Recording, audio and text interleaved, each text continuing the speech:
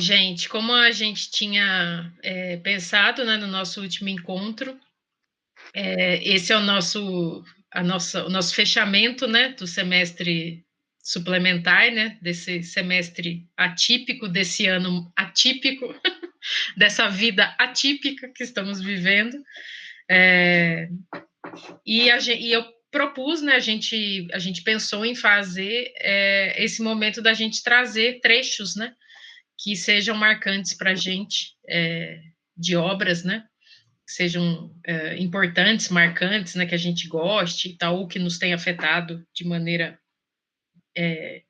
que fique registrado, que ficou registrado na memória e tal, para a gente compartilhar e para a gente finalizar esse semestre que foi maravilhoso. Eu já adianto aqui que a entrada, né, dos novos membros e mesmo o funcionamento online que a gente estreou, né,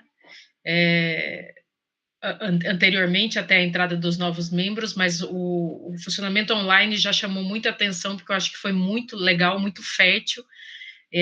A gente pode até, quando tudo isso passar, não deixar, né, de lado essa estratégia, pode ser algo que a gente use aliado a presencial. Oremos, presencial é uma palavra que hoje é, assim, né, a coisa mais desejada. Mas daí a gente talvez manter também, né, um braço, né, do projeto para fazer online, porque eu acho que também rendeu, tem as suas diferenças, né, em relação a presencial, mas não só de negativas, né, tem coisas mais legais que acontecem usando a internet, né, como vinculação. Bom, e daí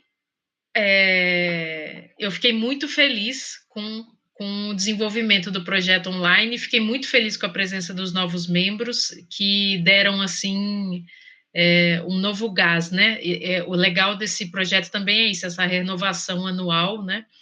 E esse formato dele ser aberto, né? Então, ele tem essa porosidade de ficar recebendo pessoas.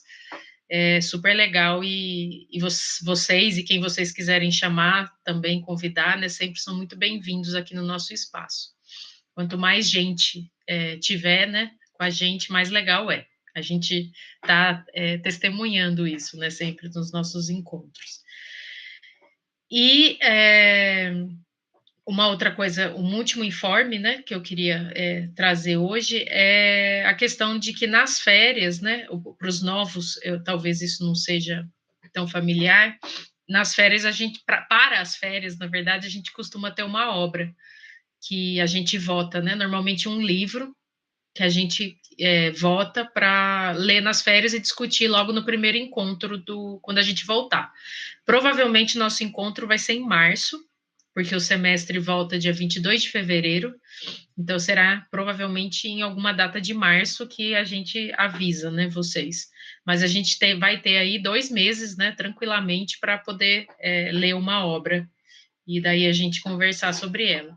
Então eu já peço de antemão que vocês pensem em obras que vocês queiram indicar, tá? Em livros que vocês queiram indicar lá no grupo para a gente poder fazer uma votação. A gente pode fazer com um número, em vez de 3, a gente pode fazer com um número de 4 livros, tá? Mas se a gente fechou 3, não apareceu o quarto, a gente vota com 3. Mas a gente libera aí para aparecer 4 opções. Ok, pessoal? Então, não esqueçam de fazer essas indicações lá para a gente ter nossa obra de férias. Para a gente não esquecer, para a gente não se esquecer, a gente tem a nossa obra de férias. Bom, então, quem que... Vou abrir, né, o encontro de hoje. Quem que gostaria de trazer, em primeiro lugar, o seu recorte literário? Daí eu acho que é interessante, né, a pessoa falar, né, falar de que livro né, quem é o autor, por que que gosta, né, depois de ler.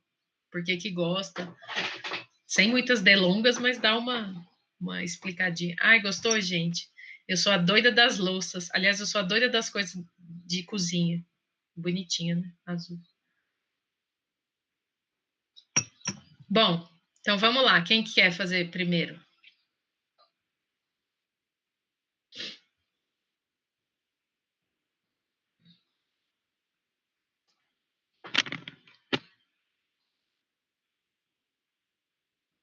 Pode, Eduardo. Boa tarde, gente, tudo bom? Boa tarde. Hoje eu vou falar uma frase de um livro que eu gosto muito, que é um livro chamado Sonhos de Einstein, que é um livro de física e poesia. É um livro bem viajado e eu gosto bastante. É o meu livro favorito. Para falar sobre essa frase, eu vou ter que contextualizar vocês um pouco sobre o livro e sobre a situação que está acontecendo. Então, basicamente, esse livro aqui é como se fosse um recorte de contos em que cada conto é um sonho. E esses sonhos, eles descrevem diferentes situações sobre o tempo. Então, por exemplo, você tem um conto onde o tempo ele passa através de pulsos, onde você está vivendo agora e aí um segundo passa como se fosse uma semana e você está na semana seguinte. E a história dos contos é basicamente esta. E aí tem essa frase, peraí, deixa eu achar ela aqui. Em um conto onde basicamente existem dois tipos de tempo. Tem um tempo que é o tempo mecânico, que é basicamente o tempo do relógio, né? As pessoas vivem através dele. E tem um tempo que é o tempo biológico, em que as pessoas que vivem através dele, elas vivem baseado nos seus gostos, nas suas vontades e tudo mais. E a frase que chamou minha atenção é o último parágrafo desse ponto, que diz basicamente o seguinte: onde os dois tempos se encontram, o desespero. Onde os dois tempos se separam, a satisfação. Pois, milagrosamente, um advogado, uma enfermeira, um confeiteiro podem construir um mundo em qualquer um dos tempos, mas não nos dois. Cada tempo é verdadeiro, mas as verdades não são as mesmas. E esse conto, esse livro em especial, ele é muito marcante para mim, porque é uma coisa que já é meio embutida na gente, né? Que a gente tem que valorizar o nosso tempo, que é a única moeda que a gente tem para trocar, digamos assim, e que não tem devoluções. Mas depois que eu li esse livro, teve uma ressignificação muito grande para mim do que seria meu tempo e tudo mais. E esse conto em especial porque eu sempre fui uma pessoa que viveu muito em função do tempo mecânico. Eu sempre priorizei muito o que eu tinha que fazer, ao invés de muitas vezes o que eu queria fazer. E depois que eu li esse conto em especial, eu percebi que, tá, viver assim é bom, porque é uma coisa meio embutida na sociedade, às vezes você tem que ter prazos, às vezes você tem que ter metas e tudo mais, mas sua vida não pode ser restrita a isso. Seu tempo passa e não volta. E você tem que fazer também aquilo que você quer. Por isso que esse conto ele essa frase ela é muito especial para mim, porque esse último parágrafo meio que fechou essa ideia na minha cabeça. E esse é um livro que eu gosto bastante, eu recomendo. E é isso. Obrigado. Repete para mim só a última parte, a última frase. Cada tempo é verdadeiro, mas as verdades não são as mesmas. É meio Sim. contraditório assim, mas...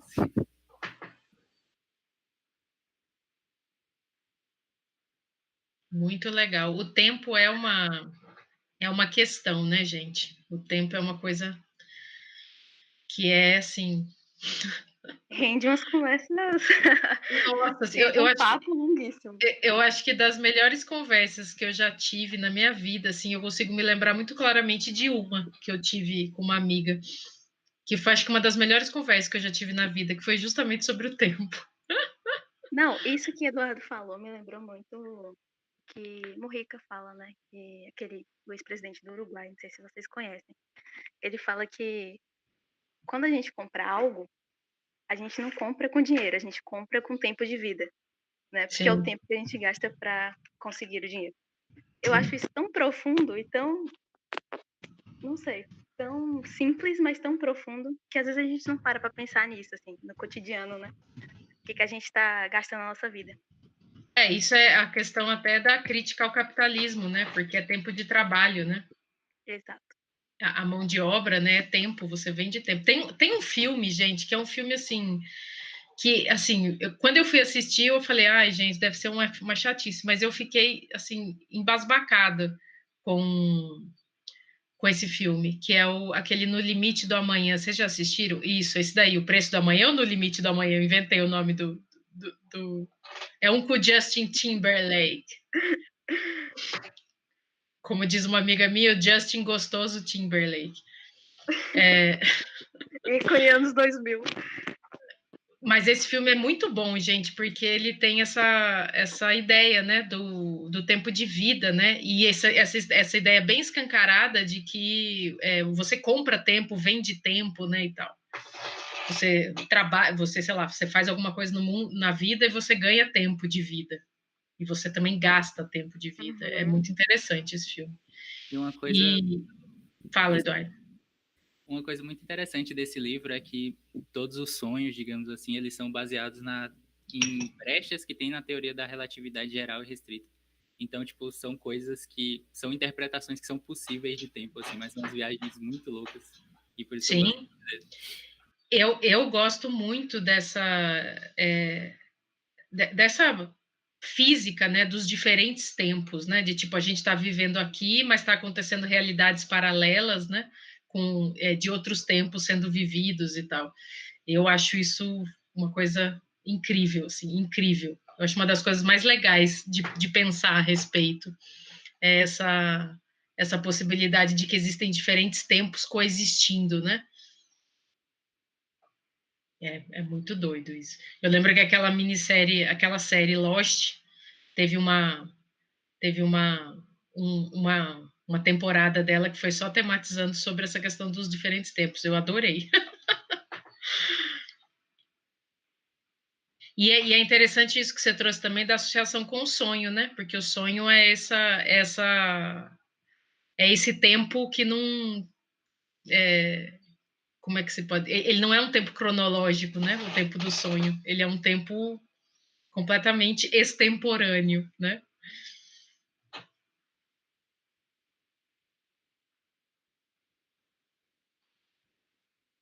Legal.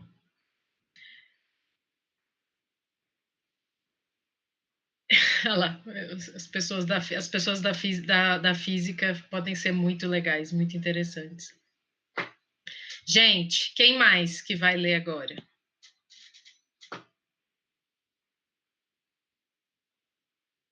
Eu já anotei aqui, Eduardo, esse livro. Eu me interesso pela associação sonho, física e tempo. Já anotei aqui. É Sonhos de Einstein, né? É isso. A gente pode ir colocando aqui, né? Vou fazer um inventário aqui dos livros. Sonhos de Einstein. É assim que escreve Einstein? Não, tá errado, né? Tem um N a mais em algum lugar ou é assim mesmo? Enfim, vocês arrumem se estiver errado. Quem quer ler agora? João disse que queria ler o trecho dele. Pronto, vai, João. Gente, então, acho que o livro que eu escolhi dispensa apresentações, porque é o 1984, do George Orwell. Eu escolhi esse livro porque eu li ele esse ano, na verdade, e eu comprei com a expectativa, né, de ser um bom livro, é um clássico, né, da distopia, mas acabou que mesmo com a expectativa alta me surpreendeu muito. Ele tem uma escrita muito bonita e eu viajei muito com esse livro. Foi uma leitura muito tocante, muito profunda e, enfim, É muito eu bom, escolhi, é muito é bom, né? muito bom mesmo. E aí eu escolhi um trecho desse livro para ler para vocês. Acho que vou ler direto, sem explicar nada. Depressa, pisando num ou noutro graveto, refizeram o caminho que levava à clareira. Na verdade, antes disso, acho que é bom dar uma situada para quem não leu o livro, né? Simplificando bastante a história, é basicamente a vida de uma pessoa que vive sob um regime totalitário, em que eles controlam não só os comportamentos das pessoas, mas inclusive os pensamentos das pessoas. Então, é nesse contexto. Esse regime, esse governo totalitário se autodenomina o partido, e é esse partido que controla tudo nessa sociedade. Vamos lá. É dessa obra, gente, que foi extraída a ideia do Big Brother. Sim. É dessa obra, 1984. Eles são vigiados constantemente, o tempo inteiro. Isso. E é dessa forma que os pensamentos e os comportamentos são controlados. Enfim, depressa, pisando num ou noutro graveto, refizeram o caminho que levava à clareira. Assim que se viram no interior do círculo de árvores novas, Júlia se virou e o encarou. Estavam ambos ofegantes, mas o sorriso voltara aos cantos de seus lábios. Ela o fitou por alguns instantes, depois buscou o zíper do macacão. E então sim, foi quase como no sonho de Winston. Com uma destreza semelhante à que ele imaginara, Júlia arrancou as roupas e, ao atirá-las para o lado, fez isso com um gesto grandioso que parecia aniquilar toda uma cultura. Seu corpo cintilava muito branco ao sol, mas por um instante ele não olhou para o corpo dela. Tinha os olhos ancorados no rosto sardento, de sorriso tênue e atrevido. Ajoelhou-se diante dela e segurou suas mãos. Já fez isso antes? Claro que sim, centenas de vezes. Bom, um monte de vezes. Com membros do partido? Sempre com membros do partido. Com gente do núcleo do partido? Não. Com aqueles pulhas, não. Mas há uma porção deles que faria isso, na primeira oportunidade. Eles não são os santinhos que parecem ser.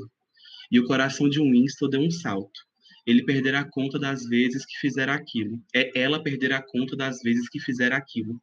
Oxalá tivesse sido mesmo centenas, milhares de vezes.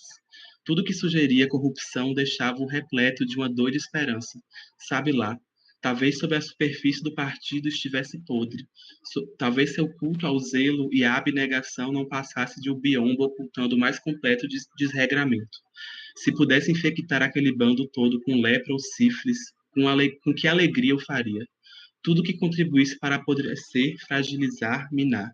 Puxou Júlia para baixo, de modo que ficaram ambos ajoelhados, um de frente para o outro. Ouça, quanto maior o número de homens que você teve, maior é o meu amor. Compreende isso? Perfeitamente. Detesto a pureza, odeio a bondade. Não quero virtude em lugar nenhum. Quero que todo mundo seja devasso até os ossos. Bom, então acho que você vai gostar de mim, querido. Sou devassa até os ossos.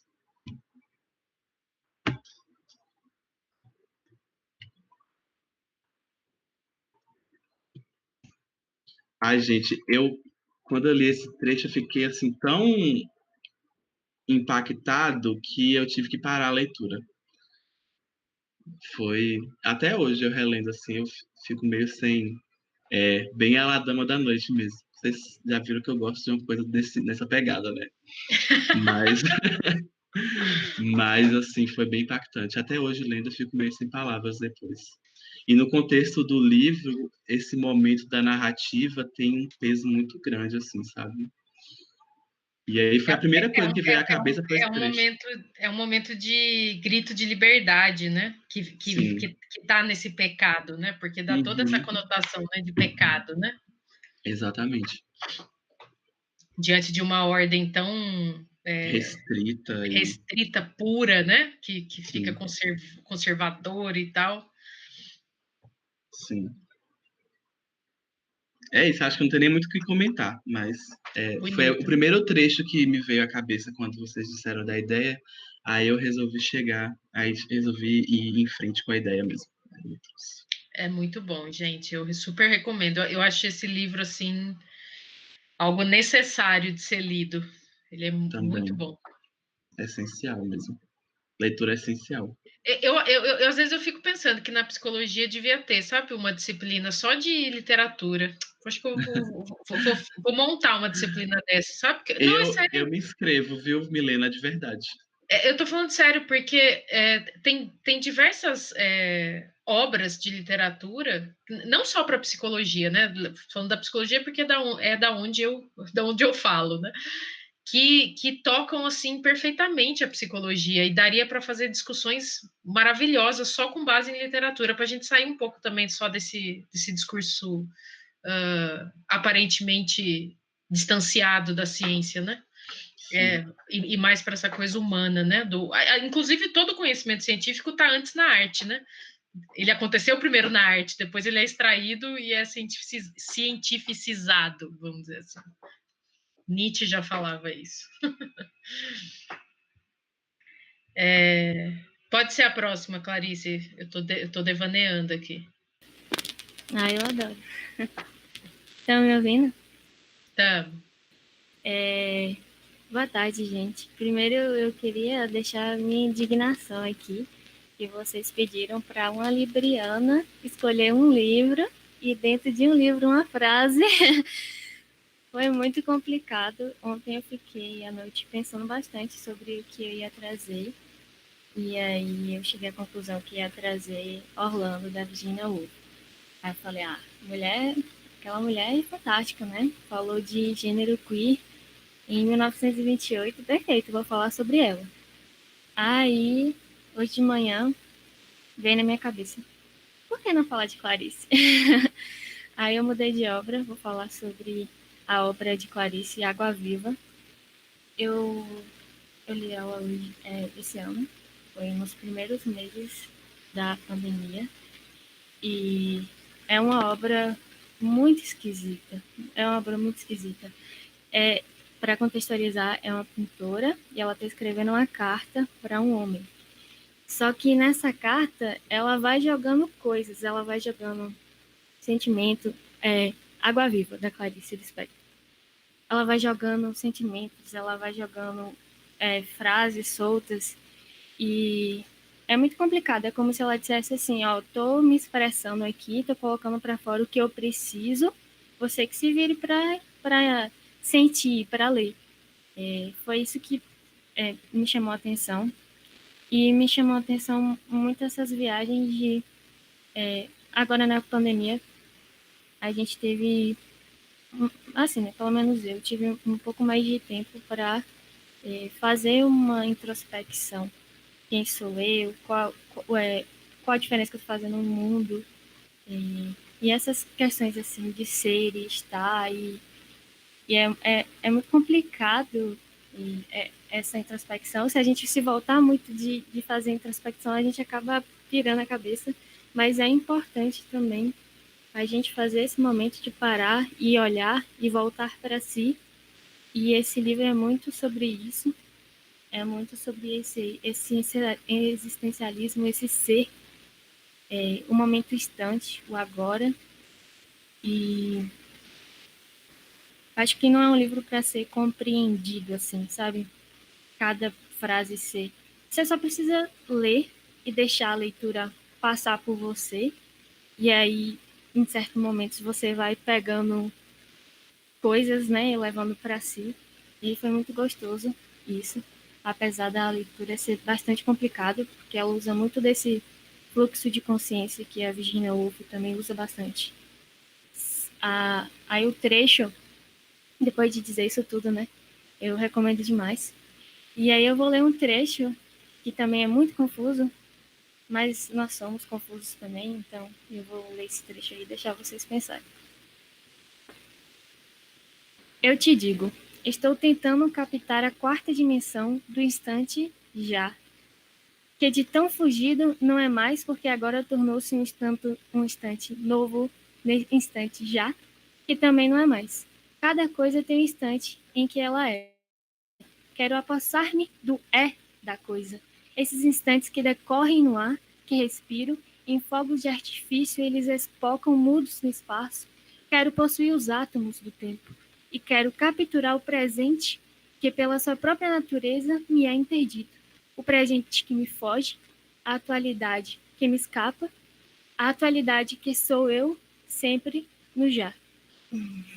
É bem... parece que não vai para lugar nenhum, mas vai para muitos lugares.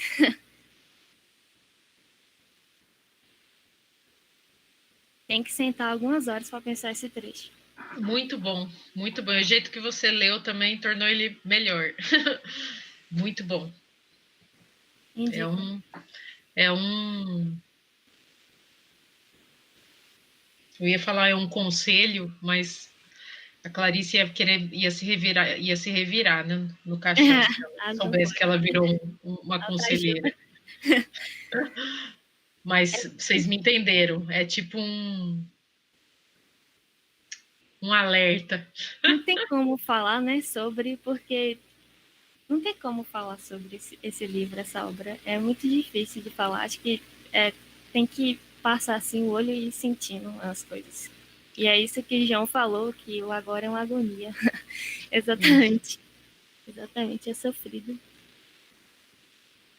E é fugidio, né? Eu acho que esse é o ponto, né? Que dá um pouco de angústia de ouvir esse trecho, né? Porque o agora é uma agonia, o agora é maravilhoso e o agora foge no momento em que ele é vivido, assim. É muito... É isso, né? Essa contradição do presente, né?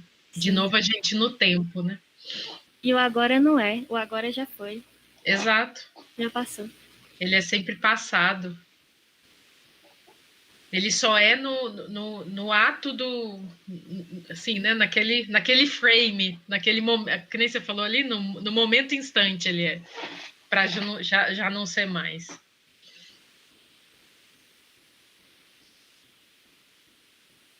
O livro todo... Não, esse trecho é só uma parte, né? O livro todo é assim. Esse livro é muito angustiante, muito angustiante. Eu ganhei ele de presente de uma amiga com a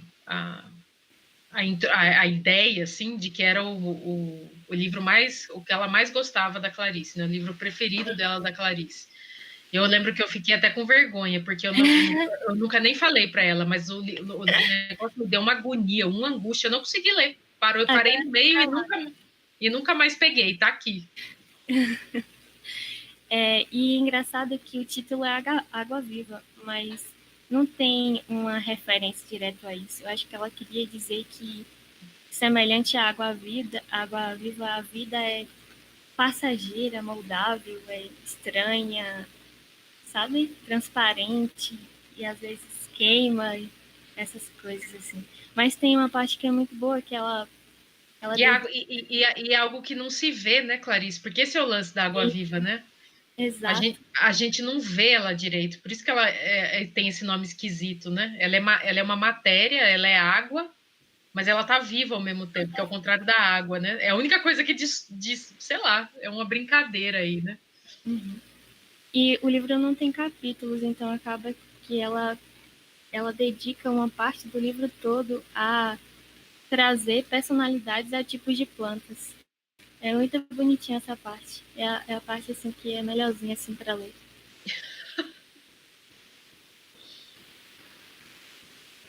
Massa. É isso. Não, eu acho Obrigada. engraçado. Eu acho engraçado de Clarice que as capas dos livros dela são assim, tem uns tons assim claros, uns tonzinhos claros, não sei, até pastéis assim, sabe, umas capazinhas assim que me passam outra impressão. Aí quando eu vou ler, sabe, porque eu sou muito da capa, assim, a capa me ganha um pouco. E aí, assim, eu percebo não sei, esse antagonismo, não sei se é um antagonismo, mas eu vou achando que é uma coisa e chego lá e pá, recebo um soco. Sim. É. E tem agora as novas edições da Roku, que são as capas mais coloridinhas, que são as próprias pinturas que a Clarice mesmo fez. Olha Então, que legal.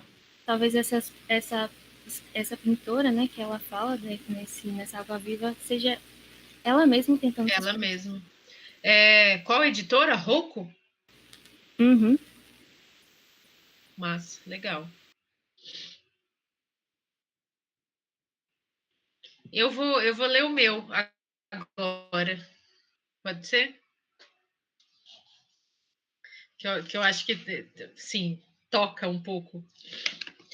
O que eu vou ler é o Jogo da Amarelinha, do Julio Cortázar, que é um livro, que é meu livro, eu chamo ele de Bíblia.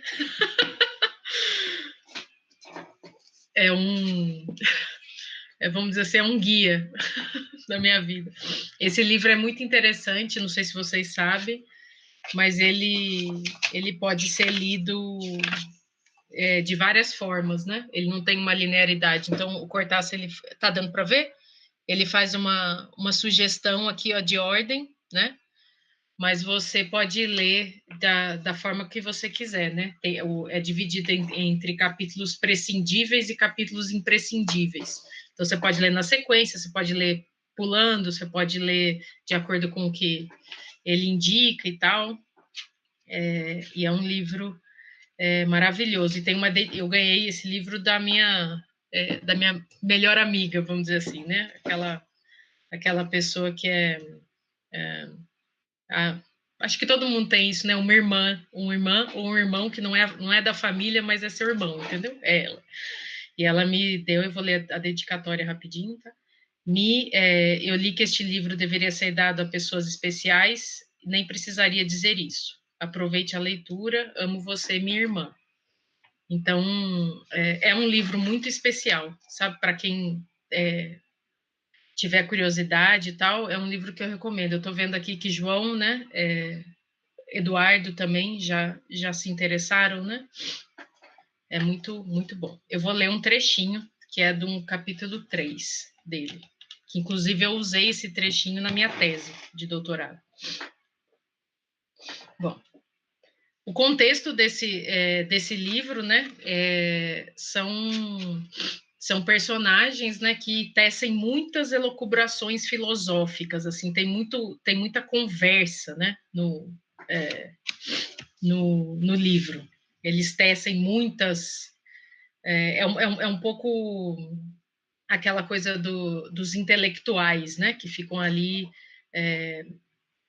bastante, às vezes, até verborrágicos, mas tem vidas acontecendo enquanto isso, né? Então, tipo, é aquela brincadeira da vida que se pensa e a vida que se vive. E você fica ali nesse jogo da amarelinha entre o céu e o inferno, sabe? É muito bom o livro, né? Mas eu vou ler só esse pedacinho.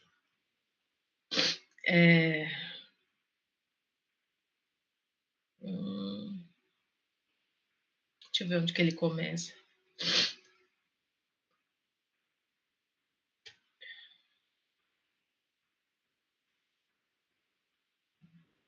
Bom, vou começar a partir daqui.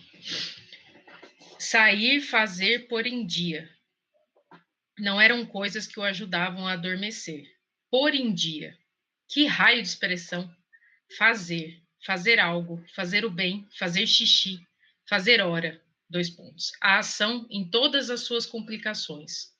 Contudo, por trás de toda e qualquer ação, havia sempre um protesto, pois todo fazer significava sair de para chegar a, ou mover algo para que ficasse aqui e não ali, ou entrar numa determinada casa, em vez de entrar ou não entrar na casa ao lado. O que significava que em qualquer ato havia sempre a confissão de uma falha, de algo ainda não feito e que era possível fazer. O protesto tácito diante da contínua evidência da falha, da mesmice, da imbecilidade do presente. Acreditar que a ação pode culminar ou que a soma das ações pode realmente equivaler a uma vida digna desse nome era uma ilusão de moralista. Era melhor renunciar, pois a renúncia à ação era o próprio protesto e não a sua máscara. Isso. Esse trecho.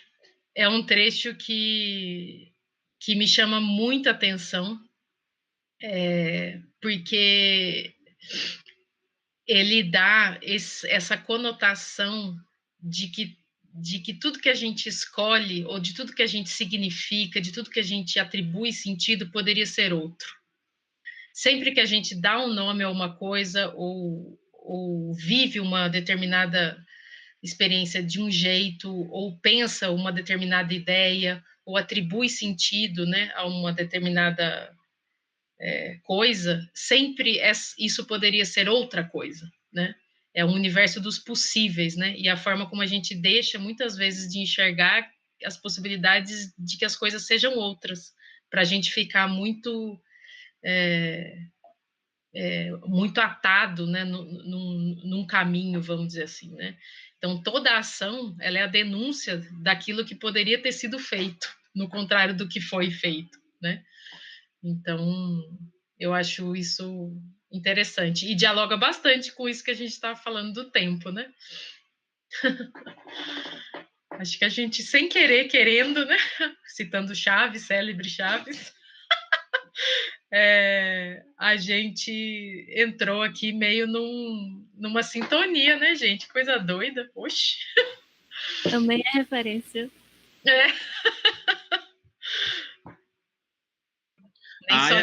Agora eu quero a matéria que você falou. Sério. Vou pensar nisso. Eu preciso fazer duas. Preciso fazer uma de cinema e preciso fazer uma de literatura. Criar vergonha na cara e montar isso.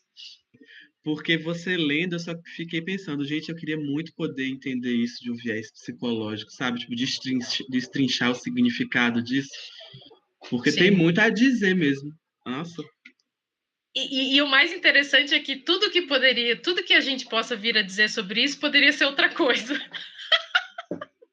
Isso que é massa, sabe? Ele suspende esse peso que a gente dá para as coisas, né? Lembra um pouco a insustentável leveza do ser, né? Nesse sentido, né? Ele brinca justamente com essa leveza, que é insustentável para a gente, porque a gente tem mania de pôr sentido em tudo, né? A gente põe sentido nas coisas, só que a gente esquece que as coisas não estão nem aí pro sentido que a gente está dando para elas, né? As coisas são, né? E a gente que vai lá e fica investindo elas de algo a mais, né? As coisas foram. Boa, Clarice.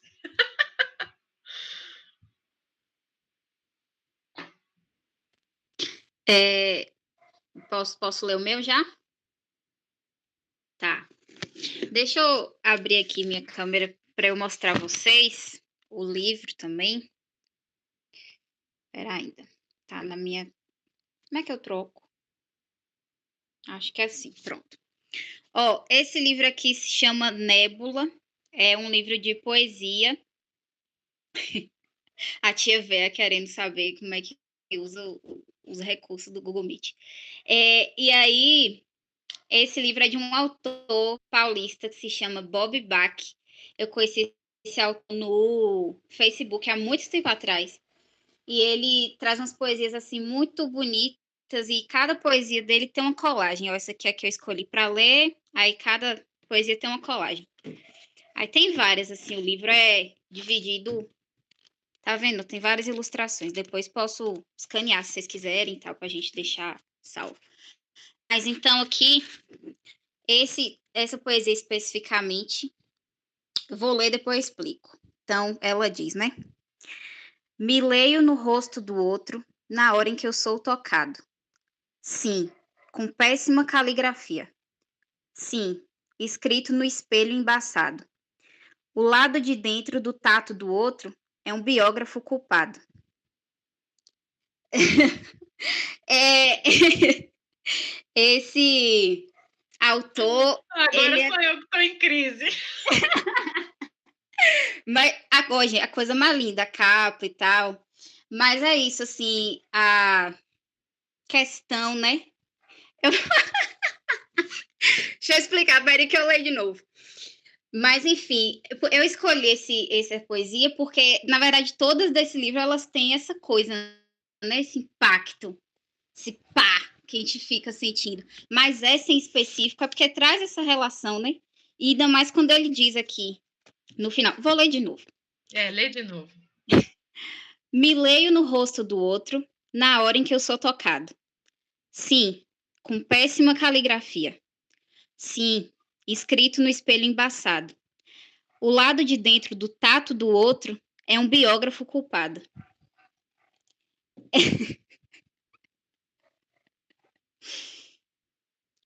Porque é isso, cada poesia desse ser humano aqui, eu leio umas 3 ou 4 vezes para eu achar que eu comecei a entender alguma coisa, né? Mas, assim, essa em específico tem essa questão do que a gente fala desses encontros e tal, e todas as nossas relações, né? A gente muitas vezes pensa que a perspectiva é uma só, no caso a nossa e tal. Peraí, ele quis dizer que não se sente integralmente entendido pelo outro.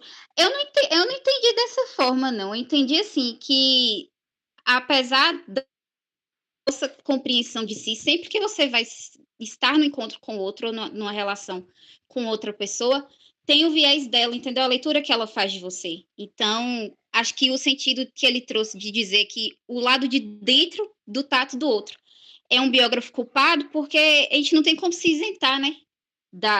Dessas percepções, assim.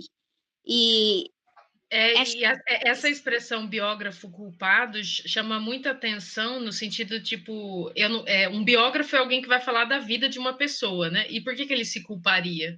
Porque ele não consegue acessar quem a pessoa é, né, genuinamente. Então ele já sente culpa, vamos dizer assim, porque há um erro aí, né? Há um erro entre o eu e o outro, né? Sempre. No sentido de existir um equívoco, né? Isso, uma equivocidade, exatamente. Foi o que eu pensei também, assim, depois da, acho que, 3ª ou 4ª vez que eu li essa poesia, mas, assim, eu quis trazer porque... E na época que eu comprei esse livro aqui, acho que era de 2017.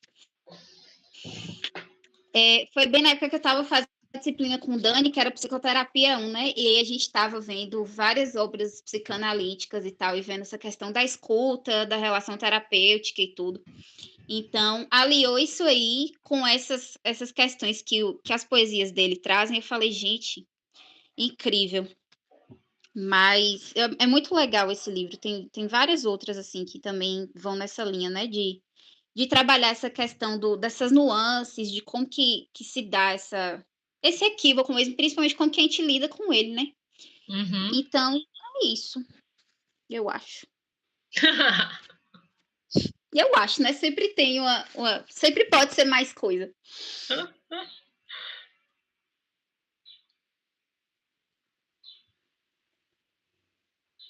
Clarice, explica aí por que você achou que foi empatia, eu fiquei curiosa. Então, quando ela falou assim que o lado de dentro do tato do outro. Eu imaginei como um espelho mesmo, como ele se estivesse se vendo. E aí, quando ele enxerga o outro, ele também se enxerga. E aí, isso poderia causar empatia. Não sei, acho que se eu ler mais algumas 3 vezes, eu mudo de opinião e aí vai mudando, sabe? Sim. Eu consegui pegar, inclusive por causa do espelho até, essa coisa do eu e do outro, né? Esse erro entre eu e outro. Eu acho que erro no sentido de equívoco, né? Eu acho que eu fiquei muito nessa viagem. Mas é impactante, não? É um trecho que tem que ficar debruçando. Eu acho que tem uma coisa interessante, tipo, existe um espelho ali que é a única forma de se ver refletido, mas o espelho é embaçado, né? Então não é uma imagem real de si, mas talvez seja a única forma de se ver, né? Então pode trazer essa coisa da necessidade que se tem do outro, mas também do limite que existe entre eu e o outro, né? Que nunca vai ser uma relação de completude ou de compreensão integral. Por isso que eu fiquei com isso, achei que uma parecia que ele estava pondo para fora uma frustração de não ser visto pelo outro de forma integral, não sei, que a caligrafia do outro é sempre torta, eles usam uma palavra do tipo, né, em relação a ele, então ele não se vê integralmente visto, interpretado. Mas ainda é o espelho, ainda é a forma de se ver, é através do outro.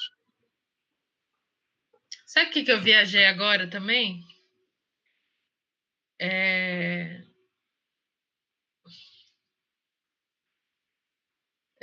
Como é que eu vou explicar? A forma como quem a gente sabe que a gente é, né? Quem a gente alcança sobre a gente mesmo, né? Quando a gente pensa na gente mesmo, né? O que a gente alcança sobre a gente mesmo? E o que a gente sabe dizer sobre nós mesmos, né? Muitas vezes, nada disso que a gente sabe que a gente é o que faz o outro gostar da gente. Vocês já fizeram esse exercício de perguntar para quem ama vocês por que eles te amam? Geralmente, eles vão falar uma coisa que você não faz a menor ideia que você é. Eu acho isso maravilhoso. Eu acho isso o erro da autoimagem, sabe? O erro do amor. O erro que possibilita o amor, né?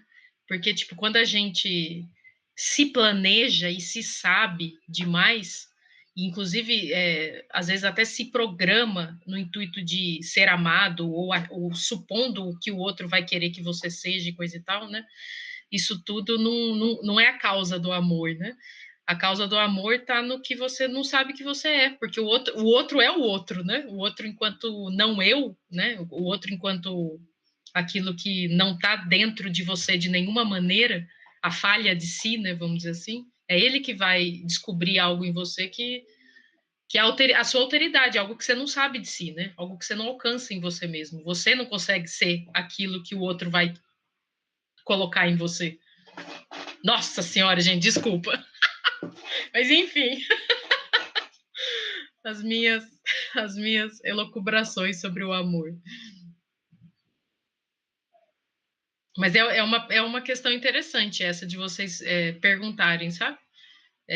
Para as pessoas que amam você, que amam vocês, né? Por que elas te amam, né? Geralmente vocês vão se surpreender com uma explicação assim que você fala, o quê? Isso? Eu?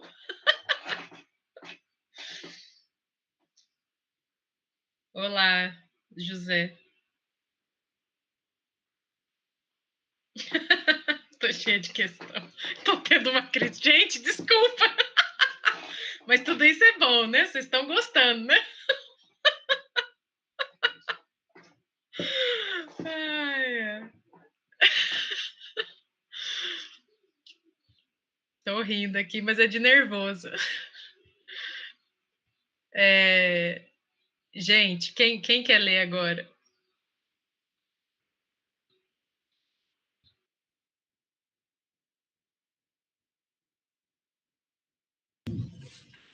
Oi, gente.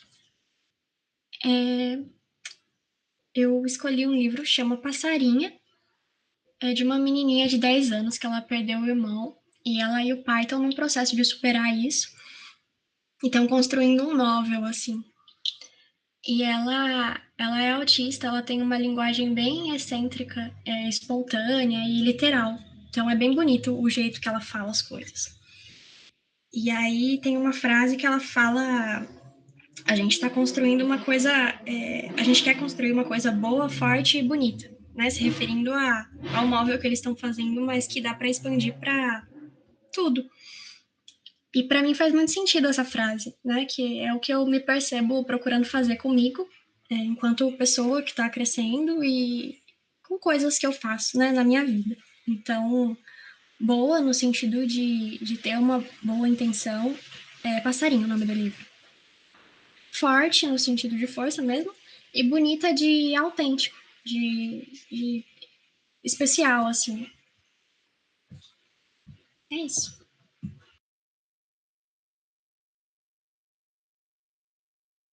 Você leu o trecho, Gabi, e eu mosquei e perdi? Construir uma coisa boa, forte e bonita. Ah, essa é a frase. É. Entendi. Nossa, eu achei que eu tivesse. Falei, meu Deus, será que eu perdi? É que você falou no mesmo tom do que você estava falando, eu perdi. Construir uma coisa forte e bonita. Qual é a história dela? Ela perdeu quem? É que eu perdi nessa parte que você falou que ela tinha perdido alguém.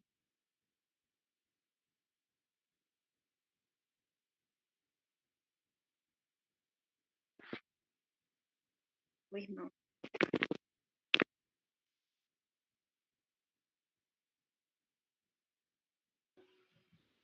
Legal. Esse livro foi uma homenagem ao irmão? Ou ela não fala?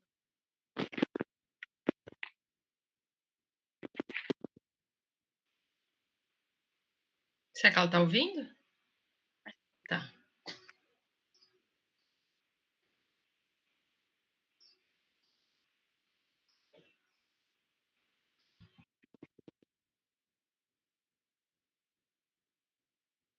Como assim? A personagem. Eu também não entendi. É que tá chovendo, aí eu não sabia se vocês iam me ouvir se eu abrisse. Mas não é a autora, né, do livro que perdeu o irmão e tal. A personagem é uma menininha de 10 anos Entendi. que o irmão dela morreu. E aí ela tá nesse processo com o pai dela de construir móveis, de materializar alguma coisa ali. Legal. E ela fala isso. Mas, tipo, o movimento, então, é diante dessa perda, construir algo forte, é isso? Que bonito. Isso, só que aí ela é bem literal, assim. Aí ela tá se referindo ao móvel, né? Quando ela fala que ela quer construir uma coisa boa, forte e bonita. Uhum. Sim. É bem O contexto bonito. explica tudo. Massa. Gostei. Quem quer falar agora, gente? Eu estou tentando anotar todos os nomes aqui, viu? Mas Larissa, qual que é o nome do livro que você falou, que você recitou, que eu perdi o nome aqui. Larissa tá aí ou caiu? Ah, Nébula. Só retomando aqui, foi Sonhos de Einstein, 1984, Água Viva, Jogo da Amarelinha, Nébula, Passarinho. É isso, né? Teve de João, parece também. O João foi 1984. Verdade. Pronto, quem é a próxima? Tati? Boa tarde, gente. Quando vocês falaram que era para trazer uma citação, eu fiquei me perguntando muito, porque eu não sou uma pessoa muito de anotar a citação, né? Mas aí eu parei para pensar trechos de livro que eu li e que me marcaram. O que é um livro que eu fiquei pensando muito tempo? E aí eu lembrei, eu sou uma pessoa que gosta muito de romance de época. E tanto que eu estava assistindo aquela novela de época, semana passada. E aí eu lembrei de Orgulho e Preconceito de Jane Austen, que eu adoro todos os romances de Jane Austen, não li todos, mas todos que eu li eu gostei. E nesse livro eu acho muito interessante a forma que ela, que é filha de um reverendo, né, cresceu num grupo social onde as pessoas eram muito ricas e ela usou esse contexto, né, para o material para sua obra, e ela escreve de uma forma que eu acho fantástica a sátira dela, a sociedade que ela faz. E principalmente quando ela fala do local da mulher na sociedade, numa sociedade onde a função dela era apenas conseguir um bom casamento, né, e ter filhos. E aí, nesse trecho, para dar um pouco de contexto, a personagem principal, Elizabeth, ela é uma mulher solteira, mas não pobre, mas não rica também.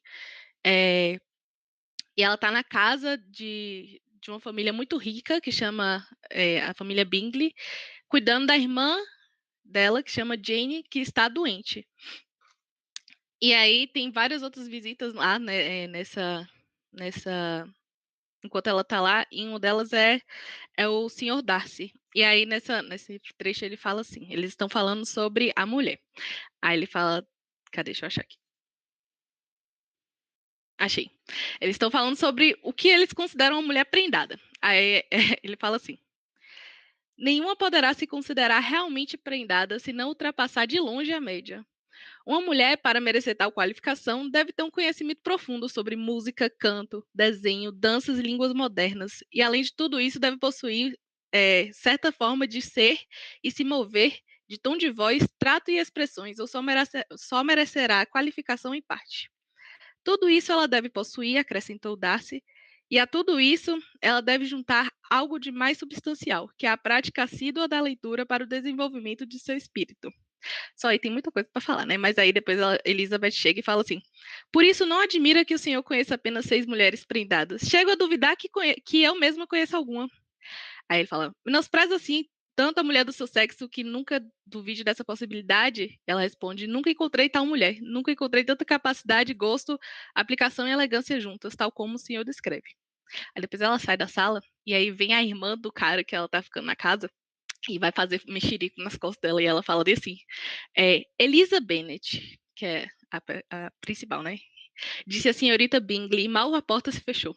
É o tipo de garota que procura evidenciar-se aos olhos do sexo oposto, menosprezando o seu próprio, e creio que com a maioria dos homens ela atinge seu objetivo. Contudo, na minha opinião, é um truque verdadeiramente mesquinho.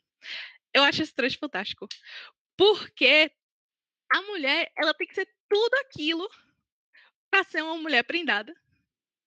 E ainda assim, quando ela consegue inteligência, uma opinião formada, uma personalidade forte, que é característica das personagens de Jane Austen, e ela emite essa opinião, ela está errada ainda. Ela ainda está errada porque ela está usando de uma forma mesquinha para conquistar o cara. É isso que eu ia falar. Não é que ela tá errada, é que ela tá sendo, tipo, se objetificando para despertar desejo no cara, né? Sendo exatamente o que ele diz que não é para ela ser. Exatamente. Aí eu acho fantástico, por isso que eu quis, eu quis trazer isso. Ah, eu adoro Jane Austen.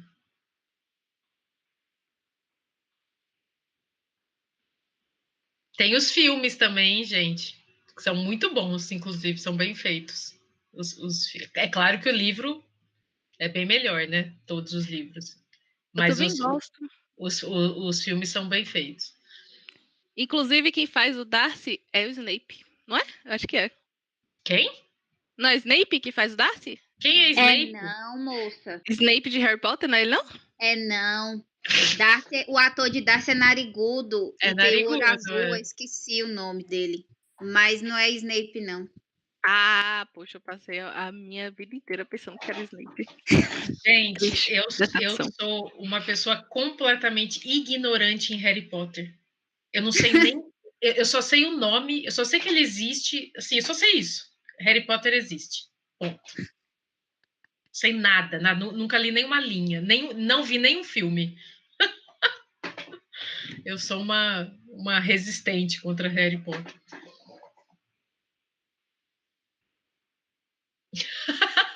Não, Harry Potter nas férias, não. Me recuso.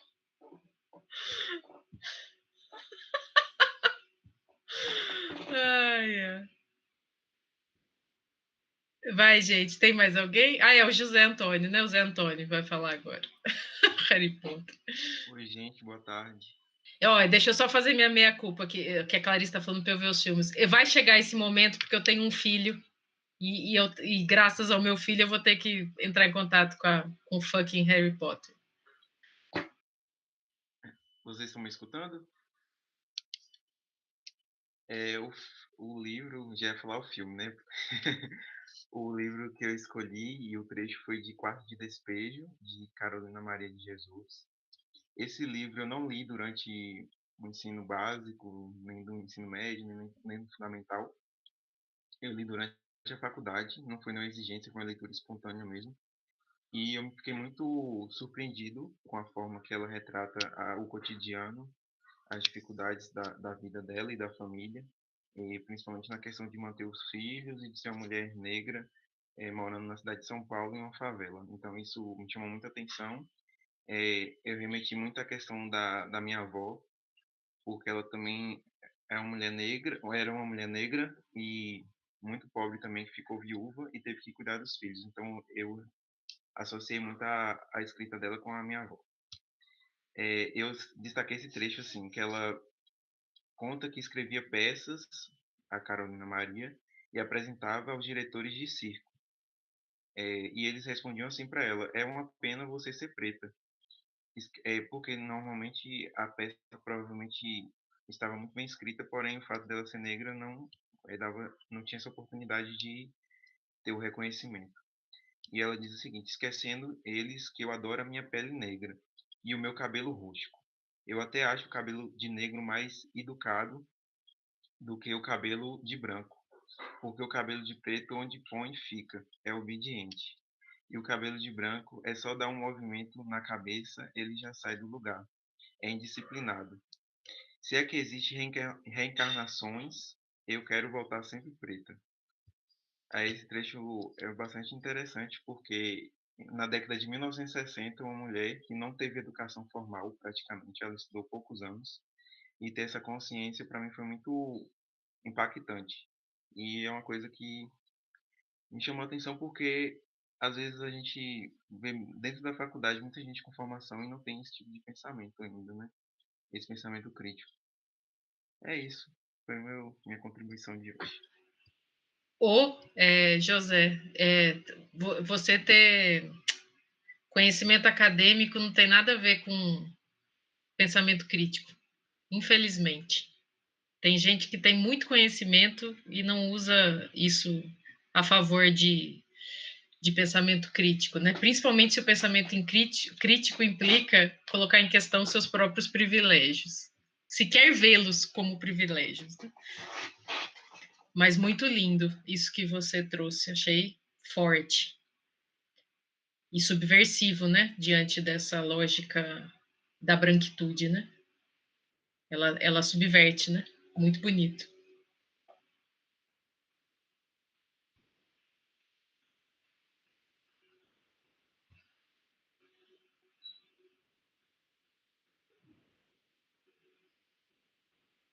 Mas alguém quer falar alguma coisa, gente?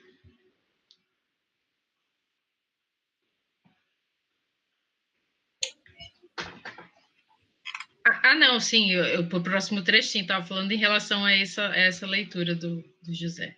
Agora é o Carlos, né? Depois é a Bia, depois a Laís. Oi, gente, boa tarde. Tudo bem com vocês? Bom, eu vou falar sobre um livro aqui, O Encontro Marcado, de Fernando Sabino. E você já ouviu falar? Pois é, é o primeiro livro dele, lançado por volta de 1956, eu acho. E fala a história de um jovem que estava desesperado à procura de si mesmo e da verdadeira razão de sua vida. Então, não é tipo uma biografia, é uma autobiografia. É como se fosse a história de Fernando Sabino sobre ele falando sobre um personagem. Como é que chama, Carlos? Desculpa, eu perdi o nome. O Encontro Marcado. Pronto. Então, Fernando Sabino, ele criou esse protagonista que se chama até Eduardo, e que é um jovem escritor, e aí ele conta a história da vida dele. Então, fala sobre uma história atormentada, né, de toda uma geração naquilo que ela tem de essencialmente dramático. Então, fala sobre confusões da vida, a procura de um valor que dê sentido, história de adolescência, juventude, prazeres, né, desespero, cinismo, desencanto, melancolia, tédio, que se acumula, né, no espírito do jovem escritor Eduardo, e é como se fosse um jovem e um homem que amadurece num mundo desorientado. E o trecho que eu separei foi esse aqui, ó. De tudo ficaram três coisas: a certeza de que ele estava sempre começando, a certeza de que era preciso continuar e a certeza de que seria interrompido antes de terminar. Fazer da interrupção um caminho novo, fazer da queda um passo de dança, do medo uma escada, do sono uma ponte, da procura um encontro. Então, esse trecho é como se fosse sempre fechamento e começo de ciclo. E esse ciclo nunca seria linha reta, sempre seria, tipo, teriam problemas para se resolver. Então, é basicamente, eu me vi como se fosse dentro da história, sabe? Ele falando da adolescência dele, da juventude. E, no meu caso, seria da adolescência. E porque quando ele escreveu, eu já era mais adulto, assim. Então, me identifiquei bastante. Esse trecho ele é famoso, sim, e é basicamente a história gira em torno desse trecho aqui, tipo, é o trecho mais marcante do livro. E é isso, eu gostei. Eu nunca li esse livro e eu também não sabia que era do Sabino, mas eu já ouvi esse trecho. E eu li em algum lugar, sabe essas coisas de internet, assim? Eu li em algum lugar e eu lembro que eu achei ele muito bonito. Isso, esse trecho é muito famoso, assim, e aí, tipo, geralmente as pessoas conhecem mais esse trecho do que o próprio livro. E eu li esse livro há uns 2 anos atrás, 2018, foi por causa do trecho que eu vi, realmente numa página do Instagram, esse trecho. Aí eu fui procurar saber de onde é esse trecho e aí acabei encontrando esse livro. Entendi, legal. Ô, Clarice, gente, antes da Clarice, já saiu a Clarice? Ah, ela já saiu. Porque senão a gente podia ter só pra gente tirar uma fotinha nossa, né? Mas agora ela já saiu. Daí no final a gente tira. Quem é agora, gente? Perdi. Ixi, vocês Sou vão tudo... eu. Sou eu. Ah, não sai! Então vamos... Não, claro, já saiu, todo mundo saindo. Também já tá dando a hora, né? Vamos tirar só uma... Tem como tirar uma foto? Gente, vamos abrir a câmera rapidinho, só pra gente tirar uma fotinha nossa, bonitinha, vai? Quem quiser, né? Assim, não vou forçar ninguém, mas né, ajuda nós. Pra gente ter essa foto de comemoração aí do nosso momento, do nosso fim. Pode ir de pijama, não tem problema, não. É nóis. Ó o João, que charme, gente. Deixa eu tirar o print aqui. Deixa eu preparar. Você tira aí, Bia? Tiro. Deixa eu só abrir essa tela aqui.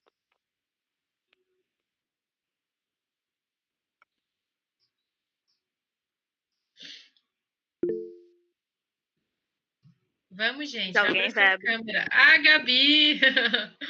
Olá! Tirar uma fotinha nossa. Aê, Bia! Saudades. Saudade também. Vai, sorriam aí, porque... Tô aqui, ó, congelada. Peraí. Aí, pronto. Massa. Ótimo. O Eduardo não apareceu. Ele tá sem, tá certo. Bom, quem que vai falar agora, gente? Sou eu mesma. Bia, vá. Peraí, deixa eu desligar aqui. Pra eu poder ler o que eu escrevi aqui, pra eu não me perder nos meus pontos. E no texto, né? Que eu anotei no celular. Vocês estão me ouvindo, né?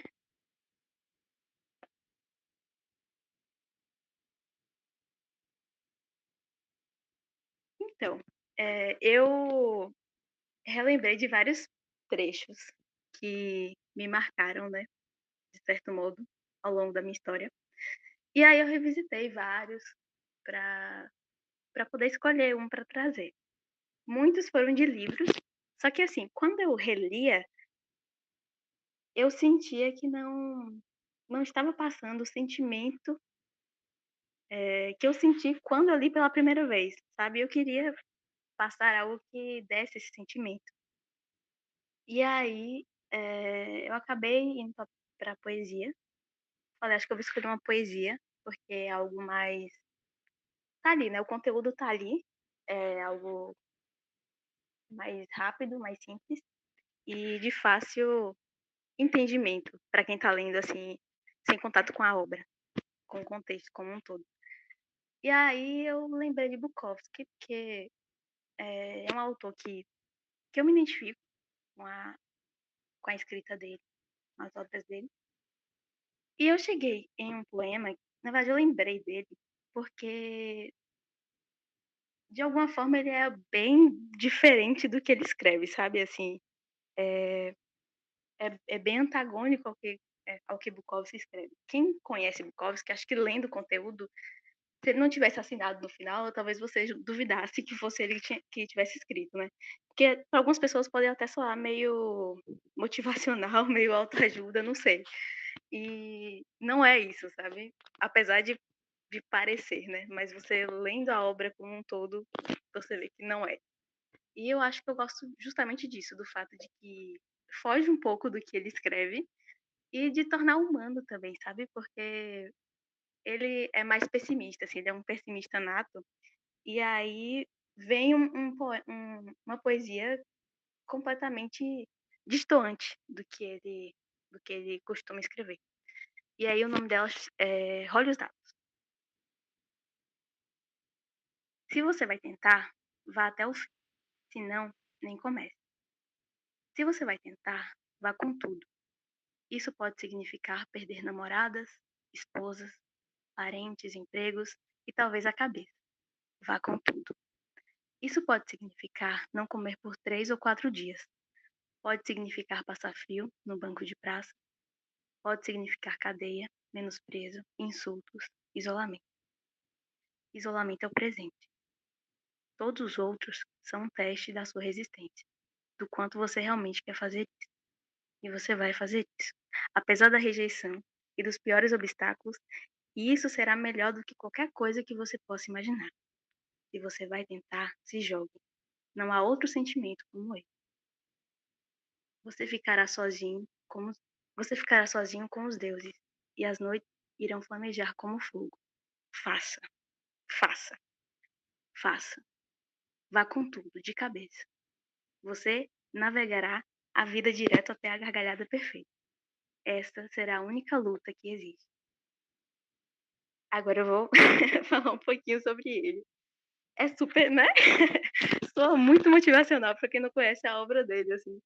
Porque ele é a última pessoa que você pensaria que escreveria isso. E talvez por isso eu goste. Coach Bukowski, uma coisa que eu nunca imaginei na minha vida. Exatamente. Eu acho que por isso é um pouco mas fale aí. especial. Então, eu acho que por isso que não sei, tem algo de especial, assim, porque não é típico dele escrever isso. E ao mesmo tempo é algo que não sei, que me pega, assim, sabe? A forma como ele coloca, tipo, dá uma certa coragem, assim. Eu sou uma pessoa muito de planejamento. Nossa, eu planejo e tal, planejo, né? E eu tenho muita dificuldade com a ação, sabe? Com o passinho. Eu quero que tudo seja perfeito e acabo empacando. Então, às vezes, ler esse tipo de texto, não sei, me empurra, sabe? E acho que eu tô precisando disso no momento, e por isso bateu de novo, assim.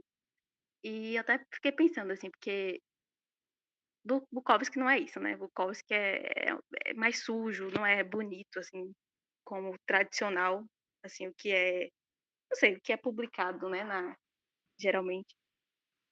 Para mim é bonito, mas não mesmo, pro mas grupo mesmo nesse tom, né, que ele deu nesse escrito aí de ser uma coisa tipo dando esse empurrão, né, ou essa como é que se diz isso? Esse empuxo aí, né, para a pessoa ir, agir, coisa e tal, né, ele não deixa de ser a característica do Bukowski, que é que, tipo, você fazer o que você quer fazer agora pode te levar à merda, né, pode te deixar na lama, mas faça, né. Exatamente. Então, tipo, ele é motivacional, mas é um motivacional outsider, vamos dizer assim, né. Exatamente. Tipo, não faça o que agrada os outros, faça, inclusive, o que possa te levar para o lado oposto, entendeu? Para o lado oposto de você ser encaixado, de você estar em harmonia, de você ser adequado e coisa e tal, né? Faça o que você realmente quer fazer, né? O que é Isso. genuíno de você. E isso a obra dele é isso, né? Tipo, é genuína. Eu acho que isso que me encanta também, porque ele não é assim, não tem métrica, não tem rima, não tem enfeitezinho, sabe? Não tem aquela palavrinha bonita assim para enfeitar, não tem pontuação, não tem maiúscula. É cru, sabe? É bem cru e é genuíno, eu acho autêntico. Acho que isso que eu gosto dele, assim. Ele tem um pouco essa coisa da devassidão, né? Que o João trouxe no trecho que ele leu, né? Ele tem essa coisa da contramão. Sexualidade. Ele fala de sexualidade, ele não romantiza assim, as palavras que ele usa, ele vai usar os termos crus mesmo, sabe? Tipo, ele não tenta romantizar mesmo. Não sei, não vai falar fazer amor, né? Coisas assim. Ele não dá aquela floreada.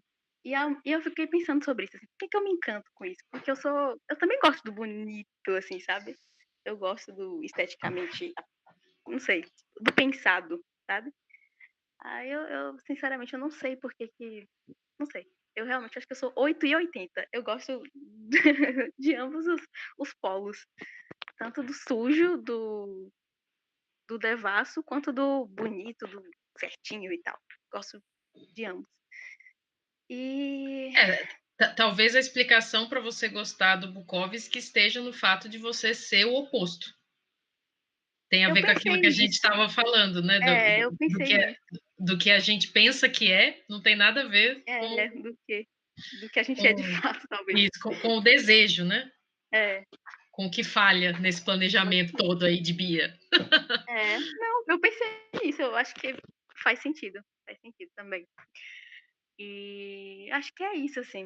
Ele me inspirou em muitas coisas, inclusive até hoje eu não escrevo com maiúscula no começo das frases, por isso também. É isso. Massa, muito massa. Eu li pouquíssima coisa do Bukowski, que é alguém que eu gostaria de ler mais. A Bia usou a palavra romantizar e eu achei que, apesar de ser motivacional, não é nada romântico também. Não é um motivacional nada romântico. E eu achei que super encaixou com o trecho do Carlos também, sabe? Com essa coisa do fazer. Por fazer mesmo, porque fazer é o que a gente faz o tempo inteiro. Tipo, é a opção que tem. E, gente, eu me debato muito com essas questões, sério.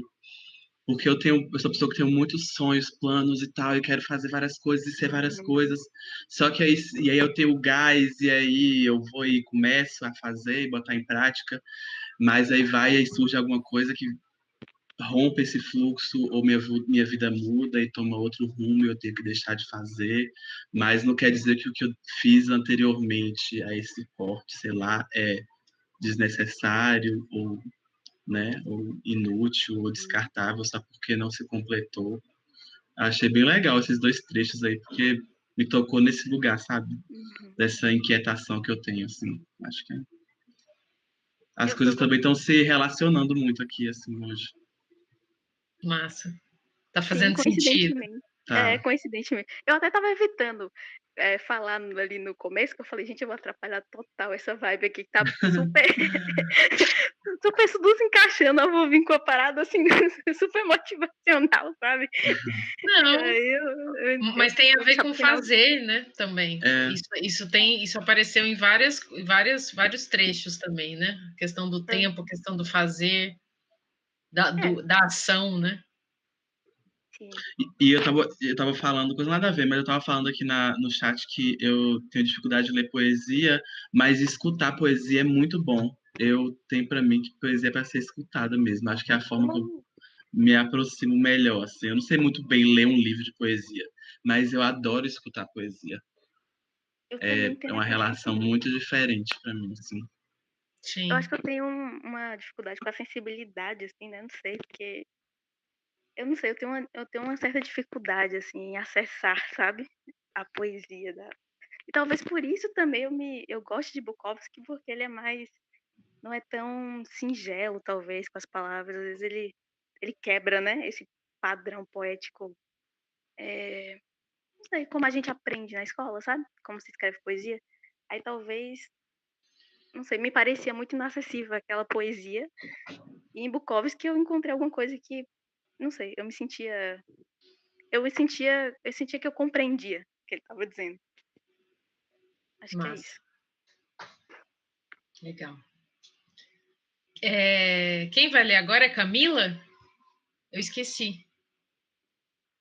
Acho que é Laís. É Laís, depois Camila, né? Oi, gente. Olá.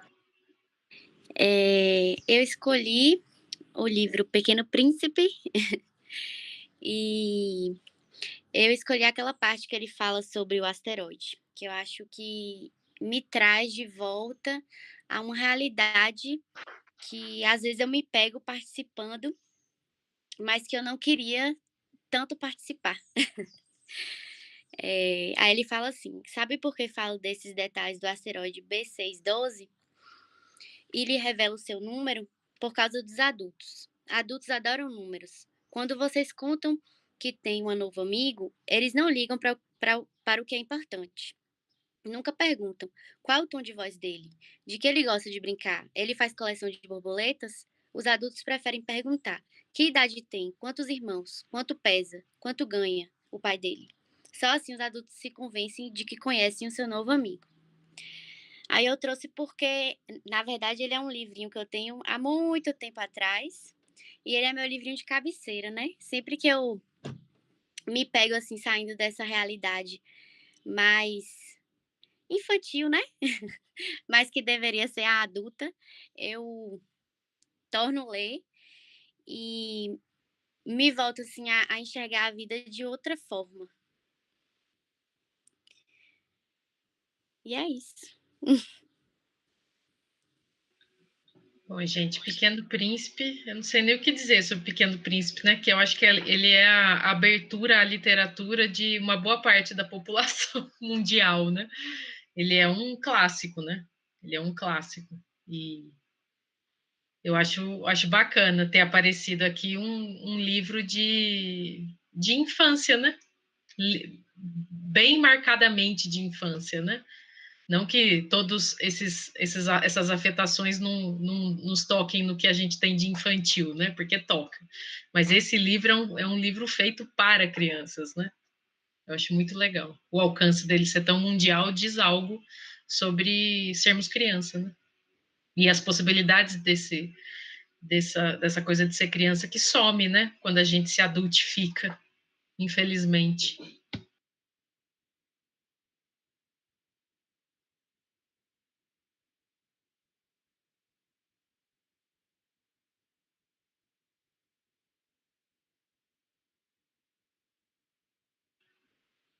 Eu acho que é a última, né?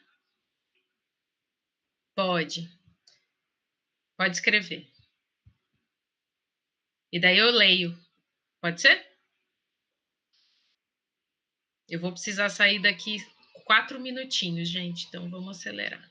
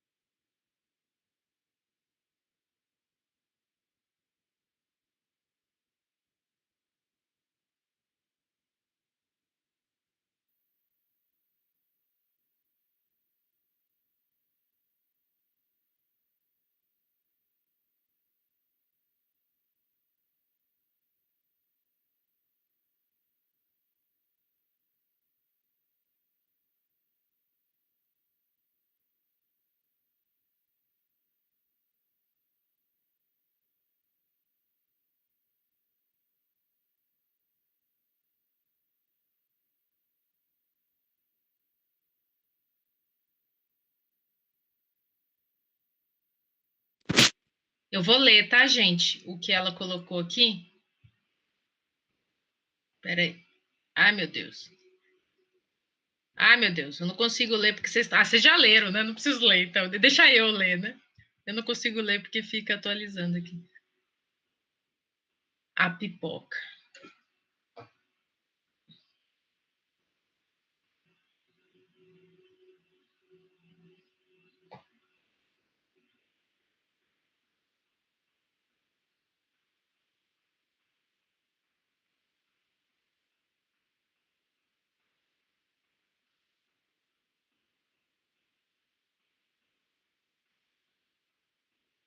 Ai, perfeito. Que finalização massa, né?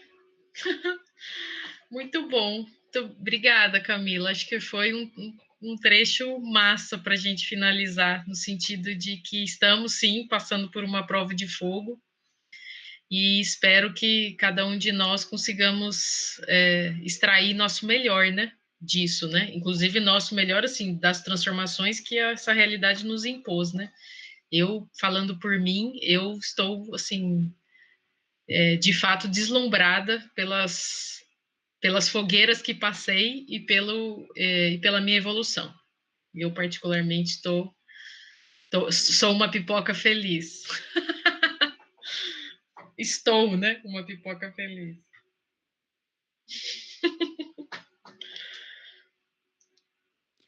Eu também, eu acho que, pelo menos para mim, o mais difícil foi exercitar, tem sido, na verdade, né, exercitar a paciência para tudo na vida. O mais assim é porque, né, todos querendo a vacina, mas assim, para além disso, acho que exercitar a paciência, assim, foi uma, né, das provas de fogo, assim, que pelo menos eu vi esse ano. Totalmente, mudou totalmente. Mas eu acho que foi bom no fim das contas, né, assim, tem sido, na verdade, porque só eu não sei se só um baque desse tamanho, mas ele foi grande o suficiente para a gente fazer essas modificações que talvez de outra forma a gente não fizesse, né. Sim. E Mas temos ainda um percurso, né? A gente não tem. Isso é uma outra coisa interessante desse momento que a gente está vivendo. A gente não sabe quando ele acaba. Uhum. É uma coisa. Eu acho que o povo cansou, pelo menos eu, porque assim, a gente criava assim, uma ansiedade em torno disso, de falar assim: ah, mas quando que a gente vai poder voltar? Sabe, para um ponto anterior a esse. Aí eu percebo agora as pessoas tendo uma mudança assim de comportamento nesse sentido, porque tá realmente deixando rolar mesmo aí, fazendo o que dá e pronto, porque E é eu uma acho que sociedade que não é produtiva. e essa mudança é muito interessante, né? Porque quando a gente fica nesse discurso da volta, parece que a vida está em suspenso, né? Tipo, Sim. esperando que algo volte, né? E acho que essa demora, né, fez com que a gente atinasse que a nossa vida, a realidade é essa, né? A nossa vida vai acontecer dentro dessa realidade, não tem que esperar nada. A gente É. não, tipo, a vacina, essas coisas todas, entendeu? Elas não estão condicionando a nossa vida continuar sendo vivida. Então é nessa realidade que nós temos que extrair o melhor dela, dentro desse fogo, dentro desse fogaréu, a gente está vivendo. Sim. Como diz Bia, só as pipoquinhas online. Isso. Ai, ai. Gente, o que o João falou aqui? Eu penso nisso, quanta coisa positiva aconteceu só por conta dessa pandemia, sem querer diminuir um monte de tragédia, mas é isso que a gente está falando, a vida continua acontecendo de outras formas. É isso aí, gente. E a prova viva é a gente aqui também, produzindo tudo isso que nós produzimos esse semestre maravilhoso. Tenho certeza, né, e espero, né, na verdade, que esse grupo tenha servido aí de esteio afetivo e criativo e de convívio, né, para todos, como serviu para mim também. Então, eu me despeço, tá? Vocês fiquem bem, se cuidem, continuem se cuidando, nada de aglomerar nos festas de final de ano, tá, galera? Usem máscara, pratiquem máscara. E um beijo a todos. E a gente se fala pelo WhatsApp ainda para fazer a indicação das obras das férias, para a gente escolher, tá? E a gente ter essa obra de férias. Não esqueçam de fazer as indicações. Eu agradeço a todos. Um beijo grande a todos vocês. Sintam-se abraçados. Beijos. Até ano que vem.